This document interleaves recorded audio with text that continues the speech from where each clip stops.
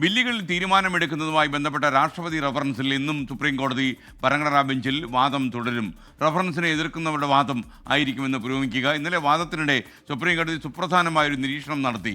ചില സംഭവങ്ങളുടെ പശ്ചാത്തലത്തിൽ ഗവർണർക്കും രാഷ്ട്രപതിക്കും സമയപരിധി നിശ്ചയിക്കാനാകില്ല എന്നായിരുന്നു കോടതിയുടെ നിരീക്ഷണം. എന്നാൽ ഈ ഒറ്റപ്പെട്ട സംഭവങ്ങളിൽ ഏതെങ്കിലും രീതിയിൽ അകാരണമായി ഒരു ബില്ല് വെച്ച് താമസിപ്പിച്ചാൽ അത് കോടതിയിൽ പോകാൻ പറ്റും. സുപ്രീം കോടതിയിൽ തന്നെ പോകാൻ ഗവർണർക്കും രാഷ്ട്രപതിക്കെതിരെ പോകാൻ കഴിയുന്ന സാഹചര്യം ഉണ്ടാകും എന്നുകൂടി ചീഫ് ജസ്റ്റിസ് പറഞ്ഞു വെച്ചു. അത് ഈ നിരീക്ഷണം നല്ലൊരു തുടക്കമായി നമുക്ക് കാണാൻ കഴിയും. ഡൽഹിയിൽ നിന്ന് ആർ അച്യുതൻ വിവരങ്ങളുമായി ചേരുകയാണ്. അച്യുതൻ, വിശദാംശങ്ങൾ.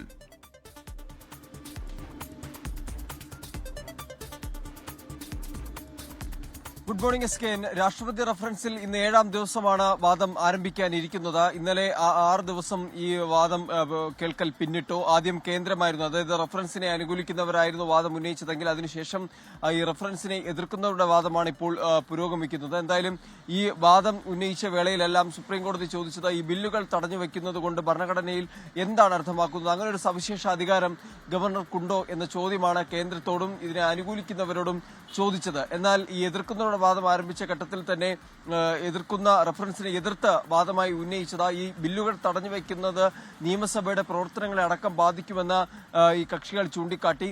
അതിന്റെ പശ്ചാത്തലത്തിൽ കൂടിയാണ് ഇന്നലെ സുപ്രീം കോടതിയുടെ ഒരു സുപ്രധാന നിരീക്ഷണം ഇക്കാര്യത്തിൽ വാക്കാലുള്ള നിരീക്ഷണം ഉണ്ടായത്. അതായത് ചില സംഭവങ്ങളുടെ പശ്ചാത്തലത്തിൽ ഗവർണർക്കും രാഷ്ട്രപതിക്കും സമയപരിധി നിശ്ചയിക്കാനായി കഴിയില്ല.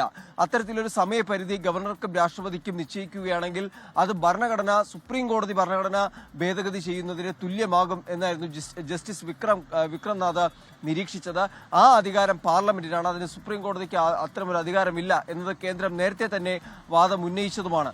എന്തായാലും നിലവിലെ ആ നിരീക്ഷണം സുപ്രധാനമായിട്ടുള്ള ഒരു നിരീക്ഷണമാണ്. ഒപ്പം തന്നെ ചിലയിടങ്ങളിൽ ഇത്തരത്തിൽ ബില്ലുകൾ തടഞ്ഞു വെക്കുന്ന പ്രവണതകൾ ഉണ്ടാകാം. അങ്ങനെയുള്ള കക്ഷികൾക്ക് സുപ്രീം കോടതിയെ സമീപിക്കാം. അപ്പോൾ ഒരു നിശ്ചിത പരിധിക്കുള്ളിൽ ബില്ലുകളിൽ തീരുമാനമെടുക്കാൻ കോടതിക്ക് നിർദ്ദേശിക്കാനായി കഴിയും.